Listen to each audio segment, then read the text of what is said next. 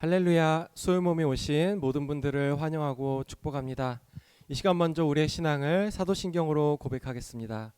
전능하사 천지를 만드신 하나님 아버지를 내가 믿사오며 그 외아들 우리 주 예수 그리스도를 믿사오니 이는 성령으로 잉태하사 동정녀 마리아에게 나시고 본디오 빌라도에게 고난을 받으사 십자가에 못 박혀 죽으시고 장사한 지 사흘 만에 죽은 자 가운데서 다시 살아나시며 하늘에 오르사 전능하신 하나님 우편에 앉아 계시다가 저리로서 산자와 죽은 자를 심판하러 오시리라.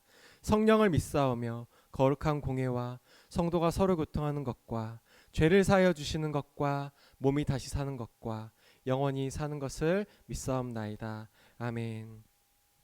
네, 이 시간 함께 찬양하실 때 정말로 우리의 약함이 우리 주님에게는 자랑이 되고 또 우리의 약함을 통해서 우리 주님께서 우리의 유일한 강함이 되신다는 것을 깨닫고 그렇게 고백하는 마음으로 함께 약할 때 강함 대신에 찬양하겠습니다.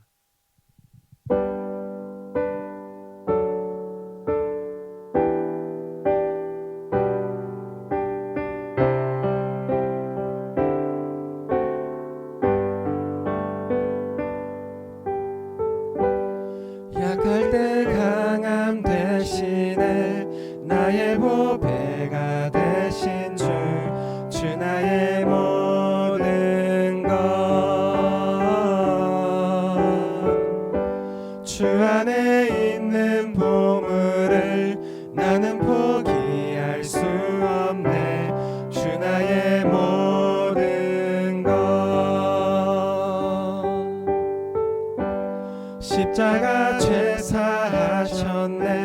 주님의 이름 찬양해. 주 나의 모든 것 쓰러진 나를 세우고 나의 빈잔을 채우네. 주 나의 모든 것 예수 어린 양 존귀한 이름 예수 어린 양 존귀한 이름 예수 어린 양 존귀한 이름 예수 어린 양 존귀한 이름. 네, 우리의 모든 것을 다 싣고 또 모든 지각에 뛰어나신 하나님께서 우리에게 평강을 주시고 우리의 마음과 생각을 지키시는 줄을 믿습니다. 함께 그 하나님의 평강을 구하면서 모든 지각에 뛰어나신 같이 찬양하겠습니다.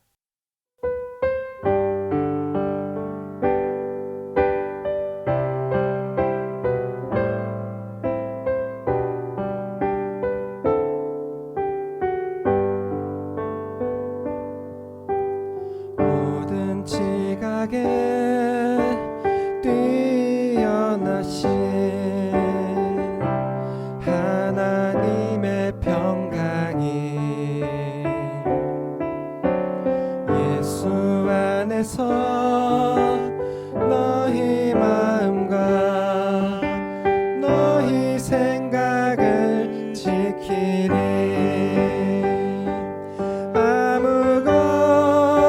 아무것도 너는 염려치 말고 오직 기도와 간구로 하나님께 너희 구할 것을 감사함으로 아뢰라.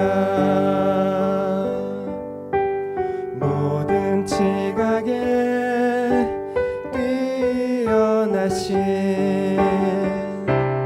하나님의 평강이 위해서 너희 마음과 너희 생각을 지키리. 아무것도 너는 염려치 말고 오직 기도와 간구로 하나님께 너희 구할 것을 감사함으로 아뢰라. 마음속에 어려움이 있을 때, 마음속에 어려움이 있을 때, 마음속에 어려움이 있을 때 주님 내게 먼저 오사 내 맘을 만지고 주님 앞에 나올 수 없을 때, 주님 앞에 나올 수 없을 때, 주님 앞에 나올 수 없을 때 주님 날 먼저 안으시네. 그럼에도 불구하고 날 사랑하시는 내 하나님의 사랑은 나의 모든 걸 덮고, 그럼에도 불구하고 날 안아주시는 내 하나님을 부를 때 아버지라 부르죠. 마음속에 어려움이 있을 때, 마음속에 어려움이 있을 때,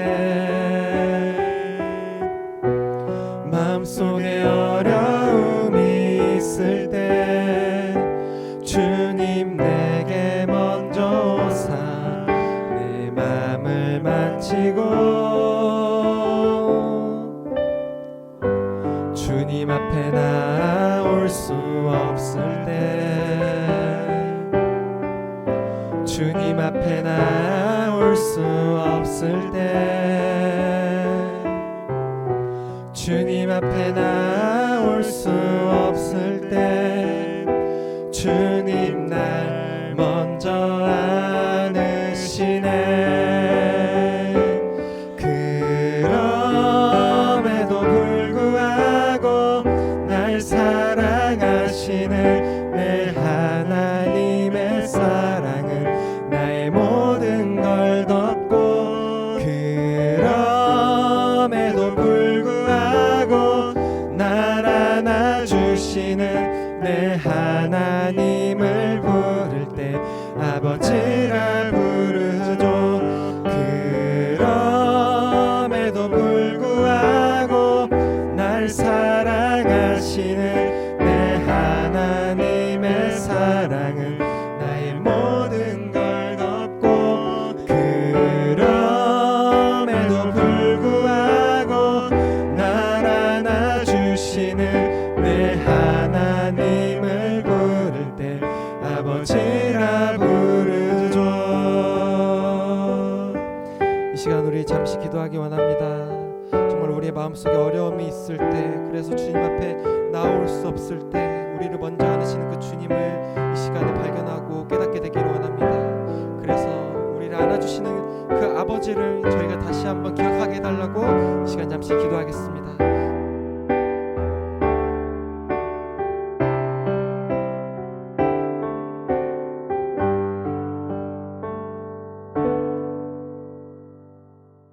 사랑의 하나님 감사합니다. 오늘 저녁에 이 저녁에도 저를 불러주셔서 이렇게 하나님 전에 나와 말씀 보고 기도하고 하나님 앞에 예배할 수 있게 허락해 주시면 감사합니다. 이 시간 우리 각 사람의 심령을 붙잡아 주셔서 온전히 하나님을 바라보는 시간들 되게 도와주시고 하나님을 향하고 하나님을 만날 수 있는 시간들 될 수 있도록 주여 붙잡아 주시옵소서. 아버지 이 시간 하늘의 문을 열어 주셔서 우리 각 사람에게 정말 하늘로부터 내려와는 하나님의 위로와 은혜와 또 능력을 맛볼 수 있는 시간들 될 수 있도록 하나님 인도하여 주시옵소서. 아버지 계속해서 저희가 다윗에 대해서 배우게 됩니다. 무엇보다도 정말 다윗이 가졌던 그 하나님을 즐거워하고 하나님을 찬양하고 하나님 앞에 순전한 마음으로 자신의 인생을 드리는 그 다윗의 모습을 우리가 닮아가게 도와주시고 우리도 다윗처럼 하나님을 즐거워하고 찬양하고 하나님께 우리를 드릴 수 있는 우리 모두가 될 수 있도록 주여 은혜를 더하여 주시옵소서. 아버지 오늘 모임 중에 함께하여 주시 믿사오며 말씀을 통해서 우리 각 사람에게 말씀하여 주시 믿사오며 모든 말씀 예수님의 이름으로 기도드립니다. 아멘.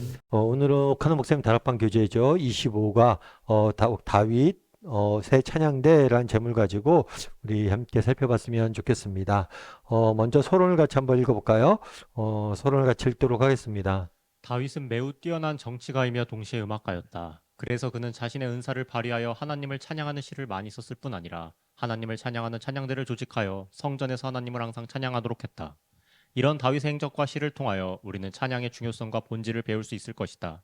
본문의 내용을 보면 역대상 15장 1에서 7절에는 다윗이 성전에서 찬양으로 봉사할 레위 자손들을 선발하는 과정이 기록되어 있고 시편 150편은 찬양의 실체를 우리에게 보여준다. 네. 오늘은 다윗에 대해서 배우게 되죠. 다윗은 우리가 아는 것처럼 가장 이스라엘 역사상 위대했던 왕이에요. 뿐만 아니라 다윗은 굉장히 뛰어난 용사였죠. 그래서 골리앗을 이기고 정말 많은 전쟁에서 승리를 이끈 용사이자 군인이었습니다. 그런데 동시에 다윗은 뭐였냐면 시인이었어요. 그리고 또한 음악가였죠. 그래서 다윗이 악기를 타고 찬양을 하면 모든 악귀가 떠났다. 그래서 사울이 막 정신적 이상했을 때 다윗이 드리는 찬양을 듣고 그 마음이 회복되고 또 악한 영들이 떠났다라고 되어 있습니다. 뿐만 아니라 음악가였지만 동시에 뭐예요? 문학가, 시인이었죠.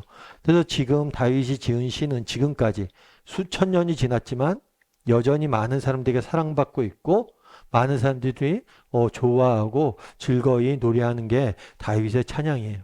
그래서 오늘은 이 시인으로서의 다윗에 대해서 특별히 다윗이 뭘 하게 되냐면 찬양대를 조직하게 됩니다. 그래서 이 찬양대를 어떻게 조직했는지 그리고 또 다윗이 지은 150편 찬양을 통해서 다윗이 어떤 마음으로 하나님을 찬양하고 섬겼는지에 대해서 우리가 함께 살펴봤으면 좋겠습니다. 우리 그러면 계속해서 토의 내용을 살펴볼까요? 먼저 1번 문제 같이 한번 읽어봤으면 좋겠습니다. 먼저 역대상 25장 1에서 7절에 기록된 찬양대의 구성 과정을 살펴보자. 다윗의 찬양대를 구성하는 일을 추진하면서 누구의 조언을 들었는가? 이 사실은 어떤 의미가 있는가? 왜 그렇게 하였겠는가? 1절에 보면 이렇게 했죠. 다윗이 군대 지휘관들과 더불어 구별하여 섬기게 하였다라고 되어 있습니다. 군대 지휘관들이라고 되어 있는데 이것은 군인만을 의미하는 게 아니에요. 그 당시에 이스라엘의 다양한 사역의 지도자들. 그러니까 이스라엘이 다윗이 왕이었지만 다양하게 왕 주변에서 돕고 있던 지도자들이 있었을 거 아니에요. 그 사람들과 더불어 찬양대를 구성한 거예요. 그래서 스포츠 경기 중에 운동 경기 중에 축구 용어 중에 그런 게 있어요. 팀보다 위대한 개인은 없다. 그래서 아무리 개인이 뛰어나도 팀보다 낫지 못하다는 거예요. 마찬가지예요. 우리가 정말 뛰어난 개인이 있을 수 있죠. 하지만 우리가 함께 지혜를 모으고 함께 마음을 모았을 때 그런 개인의 의사결정, 판단보다 더 많은 것들을 뭐예요? 할 수가 있는 거예요. 그래서 우리가 늘 사람을 소중히 여길 수 있어야 돼요. 그래서 우리가 그런 얘기 많이 하잖아요. 혼자 걸으면 뭐예요? 빨리 갈 수 있어요. 그런데 함께 걸으면 뭐예요? 빨리는 못 가요. 그렇겠죠. 함께 걷다 보면 나보다 뭐 좀 못하는 사람들 그리고 나보다 좀 부족한 사람들이 있죠. 그 사람들과 함께 호흡을 맞추고 보조를 맞춰서 이렇게 가려면 천천히 가게 돼요. 그런데 함께 갈 땐 멀리 뭐 할 수 있다고요? 멀리 갈 수 있는 거예요. 우리가 아이랑 걸어보면 알잖아요. 아이들은 걸음걸이를 늦잖아요. 그런데 아이랑 걸음걸이를 맞춰서 갔다 보면 빨리는 못 가죠. 하지만 정말 천천히 걷다 보면 아이와 대화하고 즐겁게 걷다 보면 오래 걸을 수 있는 거예요. 그래서 우리가 정말 늘 함께하는 것이 훨씬 더 지혜롭다라는 걸 깨달았으면 좋겠어요. 뿐만 아니라 또 한 가지 여기서 알 수 있는 게 뭐냐면 다윗이 이렇게 한 것은 지혜로 인해서 도움을 얻기도 하지만 뭘 하기 위함이에요? 함께 동기부여 하기를 위함이에요. 그러니까 예를 들어서 그런 거잖아요. 다윗이 찬양들 다 정한 다음에 함께 찬양합시다. 그럼 사람들이 그냥 찬양만 하겠죠. 근데 찬양들 선발하는 과정 속에서 동참시킴으로 인해서 그들에게 정말 더 많은 것들을 뭘 한 거예요? 더 열정적으로 하나님을 찬양할 수 있는 기회를 제공하는 거예요. 그래서 우리는 동참하는 것, 함께 동참하는 것, 함께 참여하는 것, 이것이 굉장히 교회 사역에선 중요한 요소가 됩니다. 2번 문제도 같이 한번 읽어볼까요? 하나님을 찬양하는 거룩한 직업을 맡은 찬양대의 지도자는 아삼, 헤만, 여두둔이다. 그 중에 헤만에 대해 무엇이라고 기록되어 있는가? 이제 찬양대 지도자들 쭉 뽑고 그 밑에 있는 사람들 쭉 선정을 했어요. 그런데 여기서 누가 등장하냐면 헤만이라는 사람이 등장을 해요. 근데 이 헤만은 뭐라고 표현하냐면 헤만의 아들들이니 나팔을 부는 자요. 아무래도 악기를 연주하는 사람들이었던 것 같아요. 나팔이라는 악기를 통해서 하나님을 찬양하는 거죠. 찬양대에서 악기 연주를 맡은 사람이에요. 그런데 헤만은 하나님의 말씀을 가진 왕의 뭐라고 되어 있어요? 선견자다. 이 선견자라는 것은 선지자다라는 의미예요. 선지자. 선지자는 어떤 사람이에요? 하나님의 말씀을 선포하는 사람이에요. 그런데 찬양되었는데 하나님의 말씀을 선포하는 사람이었다라고 이야기를 합니다. 그렇다면 왜 이렇게 표현했을까요? 이것을 통해서 알 수 있는 건 뭘까요? 사실 우리가 찬양이라 그러면 음악적 요소만 생각하기 쉬워요. 목소리가 좋고 노래를 잘하는 사람이 찬양대에 섰구나 이렇게 생각하시는데 그렇지가 않아요. 그 당시에 찬양대가 하는 역할들은 단순히 노래만 하는 게 아니에요. 다윗처럼 시를 짓고 시를 작사를 하고 작곡을 하고 만들고 또 이 시를 해석을 해서 노래하는 거예요. 다르게 말하면 결국에 이 시란 뭐냐? 하나님이 어떤 분이신지, 하나님이 얼마나 위대한 분이시고 하나님이 어떤 분이신지, 무엇을 행하셨는지를 찬양하는 거잖아요. 그래서 하나님에 대해 선포하는 거예요. 시란 결국에. 그러니까 그들이 노래하는 것은 단순히 노래가 아니라 뭐예요? 하나님에 대한 선포예요. 그렇기 때문에 뭐가 필요한 거예요? 하나님에 대해서 아는 것들이. 하나님의 말씀을 통해서 하나님이 어떤 분이신지 알고 그것들을 뭐예요? 익히는 것들이 중요한 거예요. 그래서 이들은 단순히 시를 짓는 노래를 하는 음악가였을 뿐만 아니라 뭐예요? 하나님의 말씀을 배우고 그 말씀을 선포하는 노래의 형식으로 하나님의 말씀을 선포하는 사람들이었다. 여러분들이 생각하면 좋습니다. 그러면 3번 문제를 같이 한번 읽어볼까요? 하나님을 찬양하는 직분을 맡은 자는 반드시 하나님의 말씀을 잘 알고 깨닫는 신령한 사람일수록 더 이상적이라는 사실을 헤만을 통해 배울 수 있다. 왜 그런지 그 이유를 생각해보라. 골로새 3장 16절 말씀 보면 뭐라고 되어 있냐면 그리스도의 말씀이 너희 안에 풍성히 거하여 너희가 그리스도 말씀이 너희 안에 풍성히 거하게 하다. 다르게 말하면 풍성히 거한다는 게 뭐예요? 말씀을 배우고 그 다음에 말씀에 대해서 알고 또 익히고 말씀이 우리 안에 풍성히 차고 넘치는 거죠. 그렇게 한 다음에 뭐라고요? 가르치고 권면하고. 그러니까 우리가 다른 사람을 가르칠 때 인간적인 지혜나 능력으로 다른 사람을 가르칠 수 있어요. 하지만 중요한 건 교회 내에서 어떤 말씀을 가르치는 사역은 중요한 건 그런 개인적인 지혜나 능력, 그다음 지식의 양이 아니에요. 정말 중요한 건 그들이 하나님의 말씀 안에 풍성히 거하는 거예요. 왜냐하면 우리가 말씀을 전했을 때 뭐예요? 능력이 있는 거예요. 그래서 예를 들면 그런 거죠. 우리가 다른 사람에게 위로할 때도 내가 기도할게. 그리고 여러 가지 조언의 말을 할 수 있죠. 근데 정말 내가 짧은 말씀 한 구절이라도 읽어주면서 이 말씀 붙잡고 내가 기도할게. 너도 이 말씀 붙잡고 기도해라. 이렇게 이야기하면 더 큰 힘이 나잖아요. 그래서 우리가 정말 뿐만 아니라 말씀을 이렇게 내가 구체적인 말씀을 전하지 않더라도 정말 성경에 나타난 정말 하나님이 어떤 분이신지 또 성경에 나타난 그리스도에서 어떻게 살아야 되는지 그 원리를 깨닫고 그것에 근거해서 정말 성경에서 내가 배운 하나님에 대한 지식 그리고 정말 하나님을 믿는 사람으로서 우리가 살아야 될 그러한 삶의 방식들에 근거해서 다른 사람을 가르쳐 권면했을 때 훨씬 더 능력이 나타나는 거죠. 근데 여기까지는 이해가 돼요. 왜냐하면 가르치는 일은 말씀을 가지고 이렇게 하는 게 중요하니까. 그런데 뒤에 뭐라고 돼 있어요? 시와 찬송과 신령한 노래를 부르며 하나님을 찬양하고 너희의 말씀을 풍성히 하여 뭐예요? 가르치고 권면하고 또 찬양하고 노래를 부르라 라고 이야기합니다. 그래서 우리가 찬양은 조금 그런 거잖아요. 찬양은 단순히 리듬, 그러니까 단순히 음악적 요소만 있는 게 아니잖아요. 찬양은 그 내용, 정말 우리가 찬양하는 내용이 중요하잖아요. 우리가 좋은 찬양, 내가 진짜 기뻐하고 즐거워하는 찬양들 여러분들 떠올려 보세요. 그런 것들은 음악적으로도 굉장히 뛰어난 찬양도 있지만 그 가사 내용이 너무나 우리 마음에 정말 와닿고 그 가사 내용이 하나님이 어떤 분이신지 너무나 잘 표현되어 있기 때문에 우리가 뭐라는 거예요? 그 찬양을 좋아하는 경우가 있죠. 그래서 우리가 찬양이란 것은 결국에 음악적 요소도 있지만 뭐도 있어요? 찬양이 담고 있는 내용. 결국 찬양이 중요한 건 이 음악이 중요한 게 아니에요. 이 찬양을 통해서 결국 우리가 하고자 하는 게 무엇이냐는 거예요. 하나님을 높이는 거잖아요. 그러니까 하나님에 대해서 알고 하나님을 높이는 그 내용이 중요한 거예요. 그래서 여러분들이 우리가 찬양을 할 때 뭐 음악적 요소를 가지고 내가 어떤 찬양을 부를 수도 있고 그것들을 즐거워할 수도 있어요. 하지만 보다 본질적으로 뭘 해야 돼요? 그 가사의 내용을 음미하면서 정말 이 찬양을 통해서 뭘 하는 거예요? 하나님을 높이는 거. 그것이 이 찬양의 본질이라는 것을 우리가 알 필요가 있다는 거죠. 우리 그러면 4번 문제 같이 한번 읽어볼까요? 다윗이 세운 성가대는 가족으로 구성된 사실을 알 수 있다. 특히 헤만의 예를 보면 14명의 아들이 모두 악기를 다루는데 능한 음악 가족이었다. 예수 믿는 가정에서 가족이 함께 하나님을 찬양하는 일에 사랑과 열심을 보인다면 그렇지 못한 가정에 비해서 어떤 은혜를 누릴 수 있는가? 예. 4절에서 5절을 보면 해만에게 이르되 그의 아들들 쭉 아들들의 이름이 나오죠. 다 해만의 아들들이라 나팔을 부는 자들이니 해만 하나님의 말씀을 가진 왕의 선견자를 아까 살펴봤죠. 하나님이 해만에게 14아들과 3딸을 주셨더라. 아들들과 함께 찬양대에 들어갑니다. 찬양대에 들어갈 때 해만만 부른 게 아니라 그 가족, 아들들 전체를 불렀어요. 그래서 여기서 그러면 알 수 있는 게 뭐냐? 여기서 알 수 있는 점 뭐냐? 사실 고대 사회에서는 그런 경우들이 많았죠.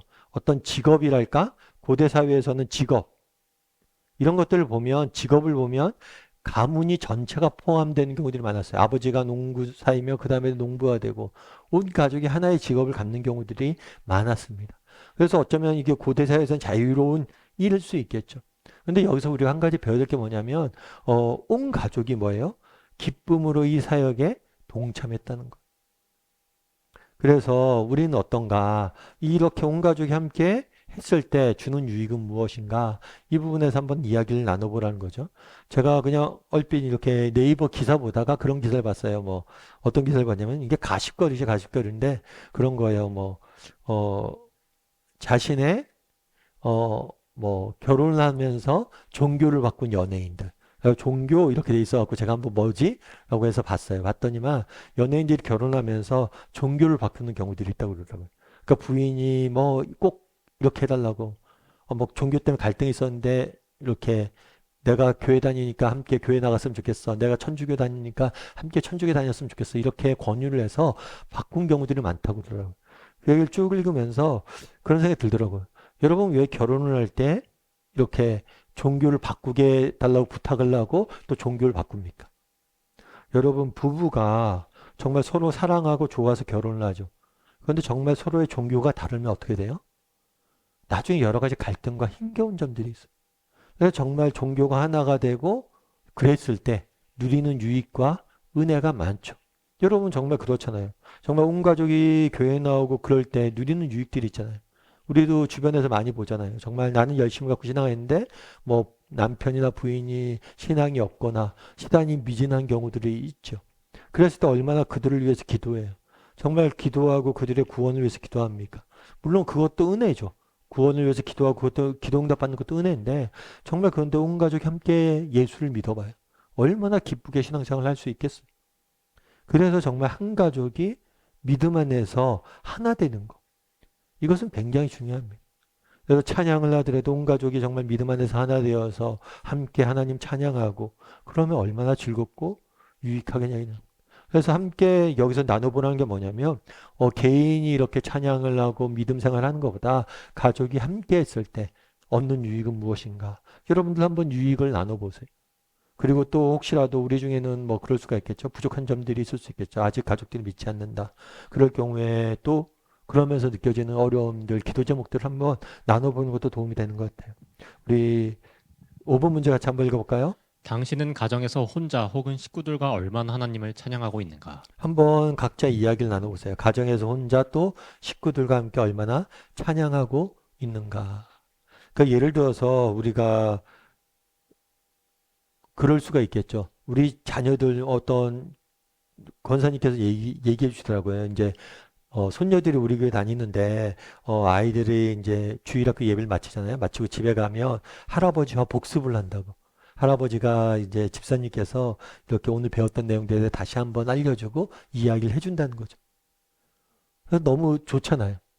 정말 교회에서 배웠던 내용들로 우리는 교회에서만 찬양하고 교회에서만 정말 우리가 뭘 할 수 있어요?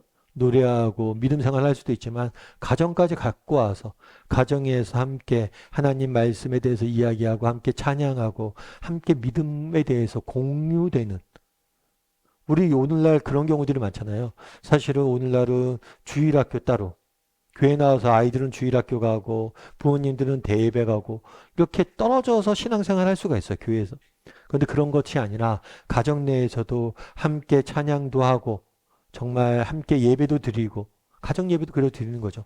이렇게 함께 하고 있는지 얼마나 나는 개인적으로 찬양할 뿐만 아니라 가정에서 함께 하고 있는지 한번 이런 이야기도 나눠봤으면 좋겠고 또 정말 내가 이렇게 함께 하려고 하는데 우리 자녀들과 함께 이렇게 신앙을 가지려고 그러는데 요즘 아이들 뭐 말도 잘 안 듣고 어려운 점들도 있고 또 부부 사이에 믿지 않는 사람들이 있거나 믿음이 약해서 어려운 점들도 있고 이런 것들이 있잖아요. 이런 부분들에서 함께 나눠보세요. 사실 이게 되게 한번 이야기도 나눠보고 서로를 위해서 기도하는 시간도 가지면 좋을 것 같아요. 찬양뿐만 아니라 헌금문에도 마찬가지죠. 여러 가지 갈등들이 있을 수 있잖아요, 집안에서. 그래서 여러분들이 나는 얼마나 정말 집안에서 함께 신앙을 나누고 함께 하나님을 찬양하고 믿음을 같이 하려고 하는지 이야기를 나누고 또 서로에 대한 기도 제목을 나누면 좋을 것 같아요. 우리 6번 문제 같이 한번 읽어볼까요? 찬양대가 부른 찬양을 신령한 노래라고 했다. 이 말은 히브리어로 예언하다의 의미를 가진다. 하나님께 영광을 돌리는 찬양이 왜 신령한가? 그리고 왜 예언적인 성경을 띠는 것인가? 왜 신령한가? 그리고 왜 예언적인 성격을 띠는가? 이렇게 되어 있죠. 우리 1절에 3절에 보면 이렇게 되어 있죠. 다윗이 군대 지휘관과 더불어 쭉 사람들을 뽑았어요. 이들을 구별하여 섬기게 하되 구별하여 섬기겠다. 이 구별하여 섬기겠다. 그래서 굉장히 이것들 구별하여 섬기겠다는 것은 제사장을 선정할 때 이스라엘 백성들 중에서 레위 사람들 중에서 제사장들을 구별하여 섬기게 했잖아요. 그때 사용했던 단어와 동일한 단어예요. 그만큼 뭐예요? 제사를 드리는 것 못지않게 찬양을 드리는 걸 중요시 여긴다는 거예요. 이것은 단순히 찬양대뿐만 아니에요. 우리가 교회 내에서 섬기는 다양한 봉사들이 있잖아요. 정말 말씀을 전하는 사역을 할 수도 있고 교사를 할 수도 있고 아니면 나는 그냥 안내 봉사를 할 수도 있고 아니면 찬양대를 할 수도 있고 여러분 이것들이 뭐 순위가 있고 우열이 있는 게 아니에요. 이 모든 사역들은 뭐예요? 다 모두 소중해요. 그래서 이렇게 동일한 단어를 쓴 거예요. 모든 게 다 소중하다는 거예요. 그런 다음에 뭐라고 되냐면 수금과 비파와 재금을 잡아 신령한 노래를 하게 하였으며 그냥 노래가 아니라 뭐예요? 신령한 노래라고 표현을 했어요. 그렇다면 왜 이런 신령한 노래라고 표현을 했냐는 거예요. 그래서 우리가 찬양이라고 그러면 앞서 얘기했던 것처럼 찬양은 어떤 요소들이 있어요? 음악적 요소들이 있습니다. 그러니까 음악적 기능, 음악적 요소들이 있어요. 하지만 이거는 단순히 인간이 부르는 노래와 달라요. 그래서 이 찬양은 뭐가 있냐면 음악적 요소와 더불어 정말 찬양은 성령의 인도하심, 성령의 충만하심이 있어야 된다는 거예요. 단순히 세상적인 노래가 아니기 때문에. 그래서 예전에 제가 어렸을 때 이렇게 다녔던 이제 교회는 그 교회는 성가대가 두 개가 있었어요. 하나는 뭐냐면 호산나 성가대와 시온 성가대였어요. 호산나 성가대는 좀 젊은 사람들이 구성이 된 성가대예요. 그리고 이 성가대에는 젊은 사람들이 구성되다 보니까 노래도 잘하는 사람도 많고 또 전공자도 좀 있고. 그런데 시온 성가대는 조금 젊은 사람이나 좀 나이가 드신 4, 50대, 그 당시에는 50대 중심의 찬양대였어요. 그럼 여러분들 객관적으로 생각했을 때 누가 더 찬양을 잘할 것 같아요? 아무래도 젊은 사람들이 더 찬양을 잘할 것 같죠. 근데 그렇지가 않아요. 뭐 요즘은 그런 게 없는데 옛날에는 그렇게 해서 찬양 대회 같은 게 있었어요. 그래갖고 성가대가 찬양대회 나가고 그런 적도 많았거든요.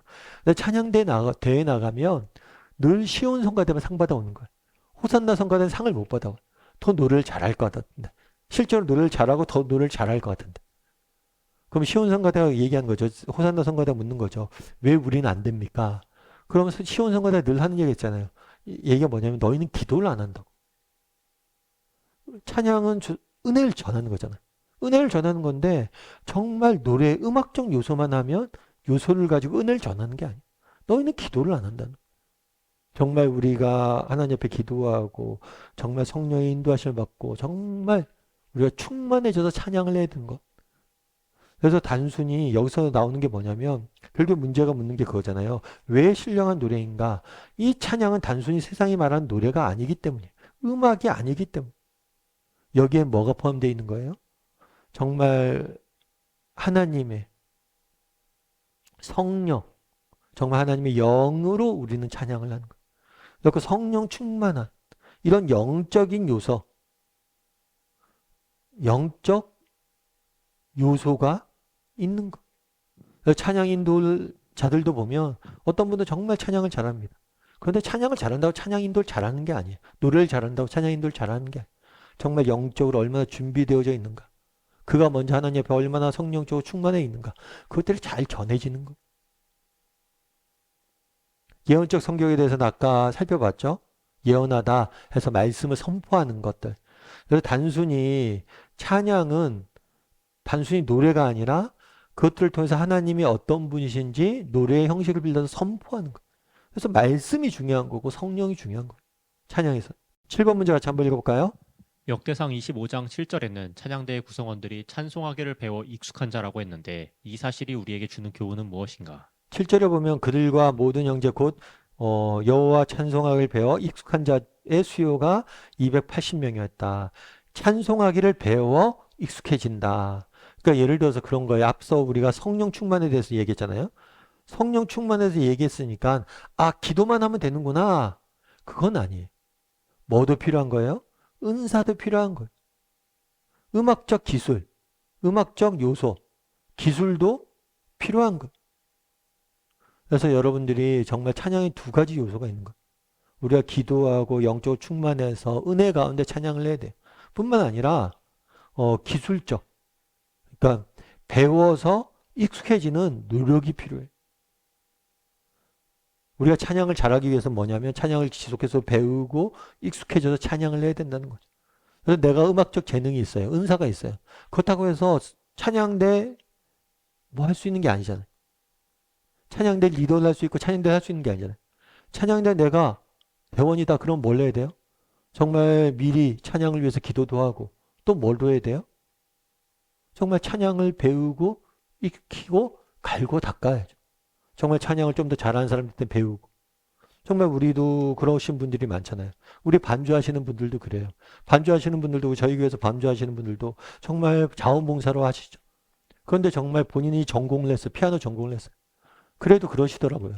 요즘 뭐냐면 내가 피아노 전공을 해서 전공을 했으니까 그냥 피아노 치면 된다고 생각하는데 그렇지 않다고. 요즘 뭐 찬양팀들이나 요즘 젊은 친구들이 어떻게 음악적으로 어떤 찬양을 하는지 그런 것들 듣고 배우고 그리고 자기도 늘 공부를 한다. 그래서 요즘 시대의 흐름에 맞고 어떤 식으로 찬양을 하는지 늘 배우고 익숙한다고 그러다. 참 그 말이 되게 참 도전이 됐어.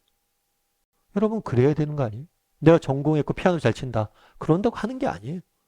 끊임없이 좀 더 잘하려고 노력하고 그렇게 되는 거죠. 이건 뭐 단순히 찬양대뿐만이 아니죠. 정말 모든 사역이 마찬가지죠. 내가 순장을 맡건 아니면 교회에서 교사를 하건 뭐라건 내가 지금도 충분히 잘하고 있어요. 하지만 더 잘하려고 노력을 해야 되는 거예요. 계속해서 배우고 익숙해져야 되는 거예요. 이것은 우리 평생에 끝나지 않는 사역들이.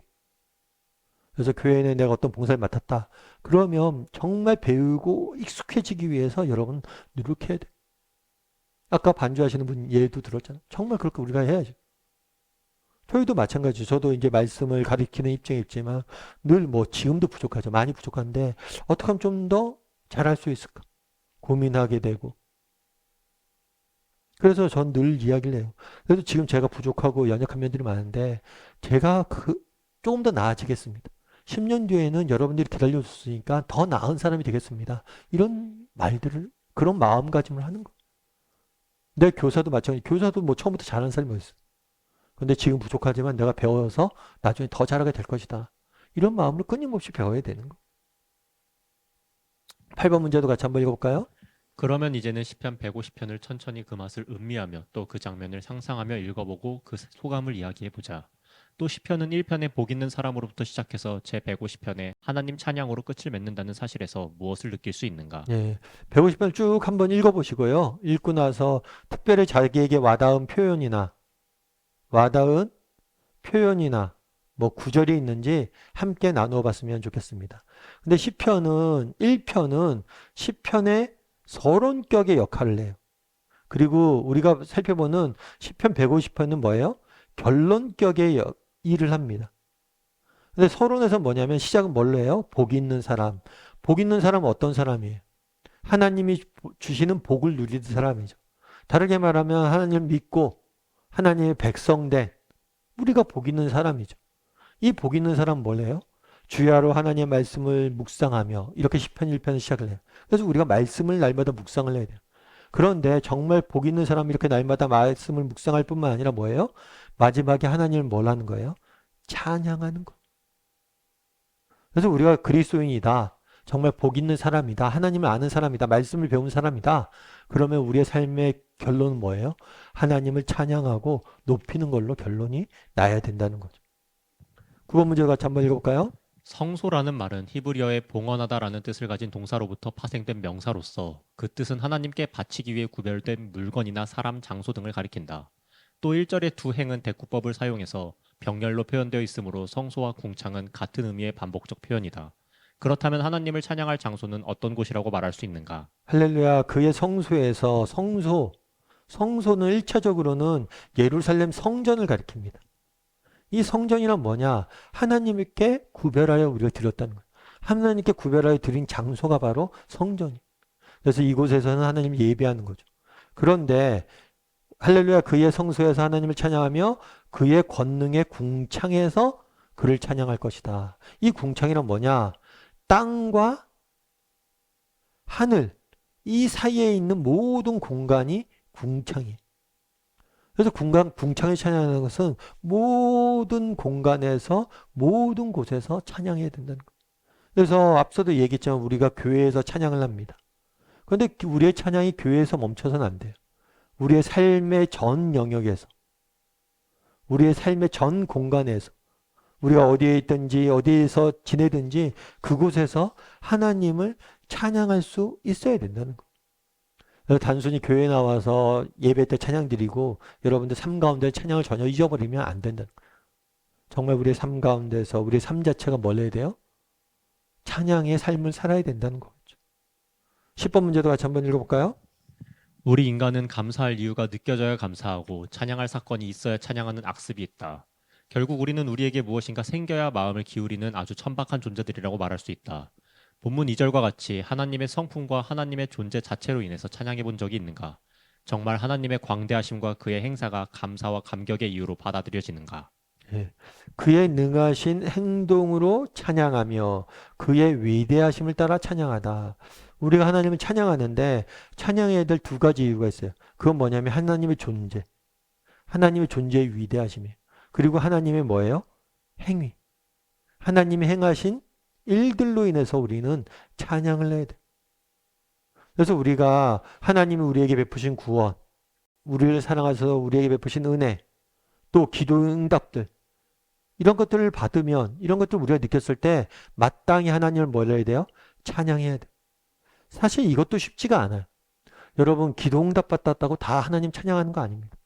여러분, 우리 기도하기 전에 그러죠. 하나님 이거 들어주세요. 이거 해주세요. 그러면 제가 앞으로 어떻게 살겠습니다. 근데 정작 기도 응답 받으면 어떻게 돼요? 그렇게 안 살아요. 여러분, 그런 경우도 많아요. 정말 죽을 병에 걸렸거나 죽기 직전에 그러한 막 그런 거 있잖아요. 병에 걸려서 막 진단받고 그랬을 때 하나님 정말 내가 이번에 병 낫게 해주면 이전과는 달리 살게요. 정말 이제는 하나님을 위해 살게요. 근데 막상 병이 낫고 건강해지면 뭐예요? 이전과 똑같이 사는 경우들이 많아요. 마찬가지로 기도응답을 받았다고 해도 뭐예요? 하나님 찬양하지 않는 사람들 너무 많아요. 우리 아이들이 열심히 해서 좋은 대학교에 갔습니다. 이건 하나님의 은혜고 하나님을 찬양해야 되잖아요. 근데 전혀 그러지 않아요. 자기 자랑으로 삼거나 아니면 자녀의 자랑으로 삼는 거죠. 그래서 정말 우리가 기도응답을 받았을 때 하나님의 행하신 일로도 우리는 찬양을 해야 돼요. 그런데 이 행하신 일을 넘어서 뭐예요? 존재 자체로도 찬양을 해야 돼요. 정말 하나님께서 내 인생에 특별한 은혜가 없더라도 정말 특별한 기도 제목을 안 주더라도 하나님의 존재 자체로 하나님의 위대하심을 그분을 찬양하고 기뻐할 수 있어야 된다는 거예요. 그래서 여러분들 한번 그런 적이 있냐 한번 나눠보세요. 정말 우리 찬양할 때 그러지 않아요? 찬양할 때 뭐 그런 찬양들 많잖아요. 하나님의 위대하심과 존귀와 하나님의 존귀와 능력과 그의 그 크심으로 우리는 하나님을 찬양합니다. 이런 노래 찬양들이 있는데 여러분 정말 그런 찬양으로 하나님을 찬양하고 있냐는 거예요. 내게 무엇을 해줘서 하나님 찬양하는 게 아니라 정말 하나님의 하나님 되심으로 인해서 그분의 광대하심과 그분의 크심을 뭐예요? 묵상하고 그로 인해서 하나님을 찬양한 경우들이 있냐는 거. 그래서 여기까지 나가야 돼. 존재 자체를 뭐예요? 기뻐하고 즐거워하는 거. 그래서 우리 하나님 너무 위대하신 분이시죠. 그래서 그런 이야기를 조금 한번 여러분들이 나눠봤으면 좋겠어요. 내가 존재 자체로 정말 하나님의 위대하심을 생각하면서 정말 하나님의 위대하심을 생각하고 묵상하면서 내 입에서 저절로 찬양이 나온 적이 있는가? 이런 지경까지 나가야 된다는 거죠. 11번 문제 같이 한번 읽어볼까요? 역대상 25장 1에서 7절과 시편 150편에 나열된 악기들의 이름을 모두 찾아서 종류별로 적어보라. 이렇게 다양한 악기를 동원하여 하나님을 찬양해야 하는 이유가 무엇이라고 생각하는가? 심지어 춤추어 찬양하라는 시편 기자의 외침은 어떻게 받아들여야 하는가? 왜 우리는 춤을 추며 하나님을 찬양하지 못하는지 생각해보자. 예. 여기서 보면 역대상 25장 1절부터 17절에선 수금, 비파, 재금, 수금, 나팔, 재금, 비파, 수금 다양한 악기들이 이렇게 등장을 합니다. 뿐만 아니라 3절에서 5절 보면 오늘 시편의 3절에서 5절 보면 나팔 소리로 찬양하며 비파와 수금으로 찬양할시다. 소고치며 찬양하며 소고치며 춤추어 찬양하며 현악과 퉁소로 찬양할지어다. 재금으로 찬양하며 재금으로 찬양하다. 소고는 이렇게 통통통통 이렇게 치는 타악기겠죠. 타악기도 있고 현악기도 있고 뭐 다양한 악기들이 있는 것 같아요. 그런데 이렇게 찬양하며 또 어떤 표현이 있냐면 여기서 악기로 찬양하며 춤추며 찬양한다. 그래서 오늘 부분에 보면 악기를 가지고 찬양하고 온갖 악기, 한두 가지가 아니라 온갖 악기로 찬양하며 또 뭐예요? 춤추며 찬양한다는 거. 그래서 우리는 다양한 모습으로, 다양한 악기로, 다양한 노래로 뭐예요? 하나님을 찬양할 수 있어야 돼. 그래서 우리가 다양한 노래, 다양한 악기, 하나님을 찬양할 수 있어야 돼. 그래서 여기도 우리도 한번 돌아볼 필요가 있겠죠. 우리가 정말 다양한 악기로, 다양한 노래로 하나님을 찬양하고 있는가? 그리고 또 춤추며 찬양하고 있는가? 춤추며 찬양하는 건 우리가 흔히 알고 있는 그런 댄스라고 보면 안 돼요. 그러니까 역대상 15장 29절에 보면 여호와의 언약궤가 다윗성으로 들어올 때 사울의 딸 미갈이 창으로 내다보다가 다윗 왕이 춤추며 노래하는 것을 보고 그 마음에 업신여겼다. 다윗이 춤추며 노래했다고 그랬어요. 이 춤추며 노래했다는 건 단순히 댄스를 췄다는 게 아니에요. 이건 뭐냐면 정말 너무 기쁜 거예요, 다윗이.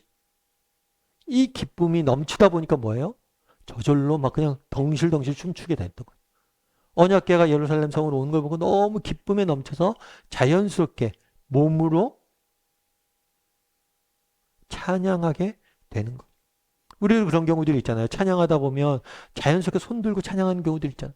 하나님 높일 때 저절로 손이 올라가는 거죠. 정말 하나님 위대하신 것 큰과 높음을 찬양할 때 손이 저절로 올라가는 것처럼 그렇게 우리의 몸이 저절로 반응하는 거죠. 결국에 이렇게 찬양할 수 있는 온갖 악기로 춤추며 찬양할 수 있는 건 이유는 뭐냐? 뭐예요? 기쁨이에요. 기쁨.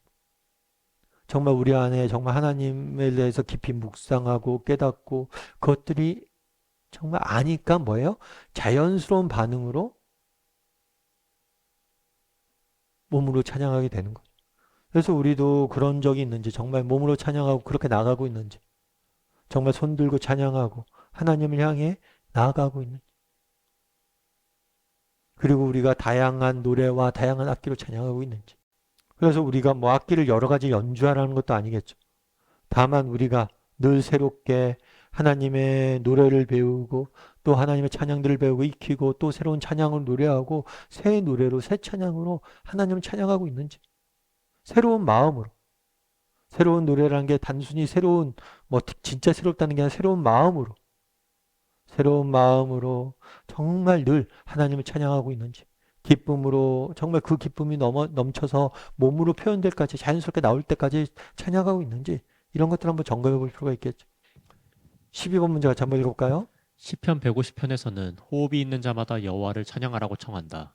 하나님을 찬양하는 것은 구원받은 백성의 마땅한 도리라고 할 수 있다. 그러나 모든 사람이 다 음악적 재능이 있는 것도 아니며 아름다운 목소리를 갖고 있는 것도 아니다. 그래서 특별히 찬양대를 조직하여 하나님께 영광을 돌리도록 하는 것이다. 그러면 찬양대의 찬양과 일반 성도들의 관계는 어떤 것인가 생각해보고 이야기해보자. 예. 호흡이 있는 자마다 다 찬양하라 이야기를 했어요. 그러니까 오늘 본문에 보면 찬양대를 구성을 해서 역대상에는 이 사람들이 찬양을 하는 모습들을 보게 돼요. 그래서 이것들이 은사를 받은 정말 성가대, 우리식으로 말하면 찬양팀, 중창단 이런 분들만 해당되는 이야기라고 보면 안 돼요. 왜냐하면 다윗은 뭐라고 했어요? 호흡이 있는 자마다 여호와를 찬양하라고 이야기를 했죠. 그래서 정말 모두가 함께 하나님을 찬양할 수 있어야 된다는 거예요. 물론 찬양대가 하는 역할들은 있죠. 정말 이 사람들은 구별되어졌기 때문에 구별되어 하나님 앞에 영광을 돌립니다. 그렇다고 해서 찬양대는만 찬양하는 건 아니죠. 우리 예배 중에 우리 모두도 뭐예요? 동일하게 뭐예요? 이 찬양을 불러야 된다는 거예요. 하나님을 찬양해야 된다는 거. 뭐 말씀도 마찬가지죠. 말씀도 제가 여러분에게 말씀을 전하고 말씀 읽지만 저만 말씀 읽으면 안 되죠. 여러분들도 평소에 말씀을 읽고 말씀 묵상하고 그런 훈련들 끊임없이 해야 되는 거죠. 마찬가지로 이 찬양은 찬양대만의 역할이 아니라 뭐예요? 호흡이 있는 모두는 뭐예요? 우리가 함께 찬양하는 거예요. 그래서 우리 교회 같은 경우에는 뭐 정식으로 성가대가 매주 드리는 성가대가 없어서 그런 것도 있지만 우리 특송 시간에 우리 함께 찬양하잖아요. 특송 시간에 뭐 성가대가 준비됐거나 특별한 찬양팀들이 준비되지 않으면 우리 다 함께 찬양하잖아요. 이것도 우리의 뭐가 되는 거예요? 우리의 특송이 될 수 있는 거. 우리의 찬양이 될 수 있는 거죠. 그때 정말 내가 어떤 마음을 찬양하고 예배 시작 전에 정말 우리가 찬양대와 함께 찬양하자. 그럴 때 우리가 정말 기쁨으로 정말 진심으로 하나님 앞에 찬양할 수 있어야 된다. 그래서 호흡이 있는 자마다 하나님을 찬양하라. 그래서 이 찬양이라는 게 찬양대에만 한정된 이야기가 아니고 우리가 모두가 해야 될 일이에요. 특별히 호흡이 있는 자라는 표현이 그렇죠. 정말 호흡이 있는 모든 사람, 모든 성도를 동시에 의미하기도 하지만 모든 나를 의미하기도 해요. 우리가 뭐예요? 살아있을 때 호흡이 있는 순간에는 정말 마지막까지 하나님을 찬양할 수 있는 사람이 되었으면 좋겠어요. 또한 이 호흡이 있는 자마다 이것은 종말론적인 비전을 제시하죠. 언젠가 예수 그리스도가 다시 오시면 정말 호흡이 있는 모든 피조물들은 함께 하나님을 찬양할 거예요. 정말 그 언젠가 우리가 모여서 함께 하나님을 찬양하는 그날을 바라보므로 우리도 오늘 이 순간 하나님 앞에 찬양하면서 매 순간 나가야 된다는 거. 그래서 우리가 한번 점검해 봐야죠. 나는 얼마나 이렇게 찬양하고 있는지. 그걸 13번 문제에서 한번 점검해 보는 거예요. 우리 중에 대부분은 다윗이나 해만처럼 천부적인 음악의 소질을 가지고 있지 못하다. 그러나 은사나 소질이 하나님을 찬송하게 하는 것이 아니다. 하나님이 누구인가를 아는 우리 영적 자각이 입을 열게 하는 것이요. 그가 주신 놀라운 구원의 체험이 악기를 연주하고 춤을 추면서 노래하게 하는 것이다. 그러므로 찬양은 은혜의 정도를 나타내는 중요한 척도라고 할 수 있다. 은혜를 많이 받았는가? 그는 늘 찬양할 것이다. 은혜가 메말랐는가? 그의 읍은 벙어리가 되어 있을 것이다. 당신은 어느 편에 속하는가? 그리고 그 이유를 서로 나누어 보자. 네. 은사와 소질이 하나님을 찬송하게 하는 건 아니다. 음악적 재능이 뛰어난 사람들이 얼마나 많습니까? 그렇지만 그들이 다 하나님을 찬양하는 게 아니에요. 결국에 우리를 찬양하게 하는 게 뭐예요? 하나님은 누구신가에 대한 아는 지식이자 자각이 뭐라는 거예요? 우리의 입을 열게 하고 노래하게 하는 것. 그래서 뭐라고 표현되냐면 찬양은 은혜의 정도를 나타내는 중요한 척도라고 할 수 있다. 그래서 이 사람이 얼마나 은혜를 받았고 정말 영적으로 충만해 있는가 뭘로 구분할 수 있어요? 찬양으로. 달리 이야기하면 감사. 정말 하나님에 대해서 감사가 넘치는 사람도 있잖아요. 감사가 넘치는 사람들이 영적으로 은혜가 떨어진 사람들이 아닙니다. 감사하는 사람들은 늘 영적으로 성령 충만한 사람들이에요. 근데 내 삶의 감사와 하나님에 대한 감사와 찬양이 메말라져 있다. 그럼 나는 뭐예요? 영적으로 지금 문제가 있는 거죠. 그래서 한번 점검해 보라는 거예요. 내 삶 가운데 얼마나 하나님에 대한 감사와 찬양이 있는가. 이 찬양이 단순히 노래가 아니라고 이야기했잖아요. 영적 자각. 이 영적 자각의 대표적인 예가 감사예요.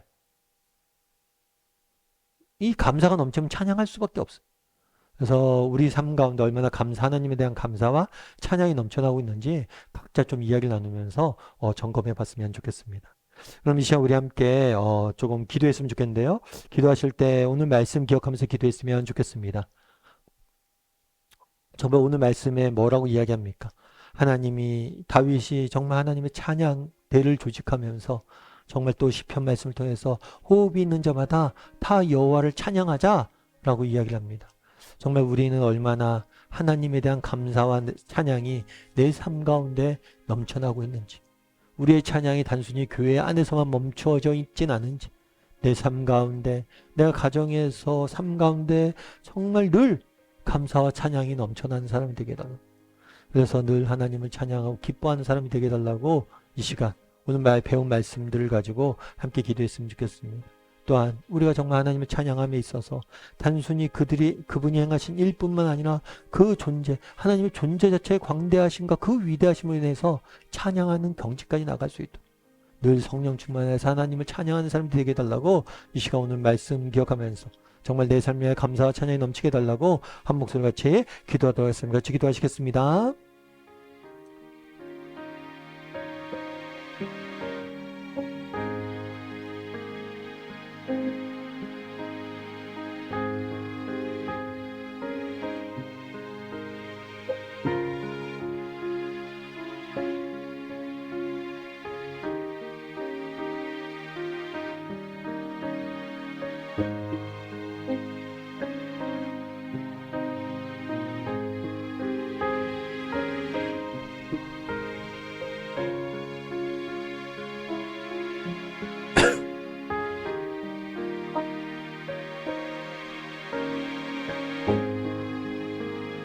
사랑의 하나님, 정말 우리의 삶 가운데 얼마나 감사와 찬양이 넘쳐나고 있습니까?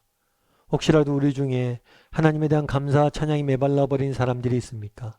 하나님 이 시간 찾아가 주셔서 그 심령을 붙잡아 주시고 그 마음을 붙잡아 주셔서 우리에게 다시 한번 감사와 찬양을 회복시켜 주시옵소서. 우리의 문제는 무엇입니까? 내 삶 가운데 감사와 찬양이 사라진 것이 아닙니까? 다시 한번 우리를 감사와 찬양을 회복시켜 주시고 정말 그 감사와 찬양이 회복되어졌을 때 정말 우리 삶 가운데 기쁨과 정말 열정이 넘치게 되는 그런 하나님이 주시는 은혜를 맛볼 수 있도록 하나님 우리를 붙잡아 주시고 우리와 함께 하여 주시고 우리를 도와주시옵소서. 아버지 정말 온 가족이 함께 하나님을 찬양하길 원합니다. 그런데 정말 그렇게 한 마음을 찬양하지 못하는 그러한 형편 중에 있는 우리 사랑하는 지체들이 있습니다. 하나님 그들의 인생들을 불쌍히 여겨주시고 그들의 마음들 기뻐 받아주시고 속히 온 가족이 함께 하나님을 예배하고 하나님을 찬양하고 하나님을 높이고 함께 하나님 앞에 춤추며 뛰는 날들이 속히 올 수 있도록 하나님 은혜를 더하여 주시고 붙잡아 주시옵소서. 아버지, 그날에 다윗이 춤추며 노래할 때 미갈은 비웃었다라고 이야기합니다. 나는 어떤 사람입니까? 춤추며 노래하는 사람입니까? 비웃는 사람입니까? 정말 미갈이 있었던 그 곳에서 내려와 하나님을 찬양하고 춤추는 사람들이 될 수 있도록 우리 모두를 붙잡아 주시옵소서. 하나님께서 오늘도 우리와 함께 할 줄 믿사오며 또 우리의 삶 가운데 찬양을 넘치게 할 줄 믿사오며 모든 말씀 예수님의 이름으로 기도드립니다. 아멘. 하늘에 계신 우리 아버지여, 이름이 거룩히 여김을 받으시오며 나라의 마옵시며 뜻이 하늘에서 이루어진 것 같이 땅에서도 이루어지이다. 오늘날 우리에게 일용할 양식을 주옵시고 우리가 우리에게 죄 지은 자를 사하여 주는 것 같이 우리의 죄를 사하여 주옵시고 우리를 시험에 들게 하지 마옵시고 다만 하에서 구하옵소서. 대개 나라 원세 영광이 아버지께 영원히 싸움나이다. 아멘.